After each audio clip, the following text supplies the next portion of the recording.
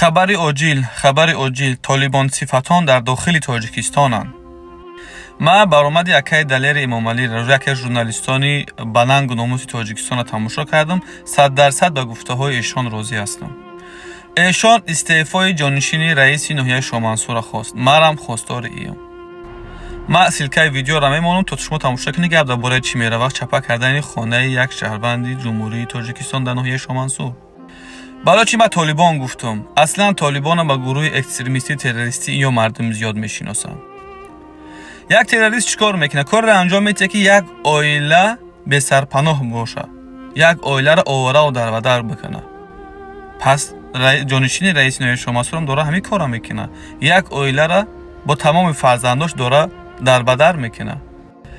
رئیس ناحیه و جانشین رئیس ناحیه را مردم انتخاب میکنن تا که برای مردم خدمت بکنن، نه برای تاجران. من نگاه میکنم جانشین رئیس ناحیه در اوج ایستاده است، بر جایی که مردم دلشون پر شوند که نماینده حکومت در این جای یا هیچ کار کردن نمیتونن، جنایت کردن نمیتونن، در پیش جانشین رئیس ناحیه خانه را چپا کردن، در دومش پری کودک. شما ویدیوهاش رو دورین تماشا کنید. در اینستاگرام، تیک تاک، فیسبوک همه جا پر شدگی. شما با کدام عقلتون، با کدام وجدانتون نماینده مردم میره زندگی یک آدم و یک عائله را ویران میکنی؟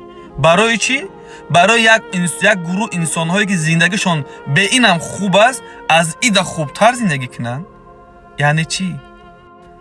در اون ویدیو ما میبینیم او رئیس ساختمانه یا که نمیدونم اون تاجره میگه ما 8 بار حجت پیشنهاد کردیم رد کردن. برادر عزیز 50 بار پیشنهاد میکنی نمیگه زمین شای ملک شای. چیش میگوی؟ ما مراجعت به رئیس ناحیه میکنم که برای رئیس شهر میکنم که این همی گونه انسان ها سبب میشوند که نفرت، فتنه، بدبینی نسبت حکومت زیاد شوند. شما اگر میخواهی واقعا دموکرات بودن، حقوق مردم پایمال نکردن نشان بدهی، شما بگذارید ان خیلی خانه‌ای که نمیخوان بخزن در پیش یا خانه 30 اتاجه بکنن. هر توریستی که بیاید، هر روزنامه‌نگار بیاید نگاه بکنه که یک 30 اتاجه بینای در پایان یک خانه برک ایستادگی، میگن این دموکراتیه.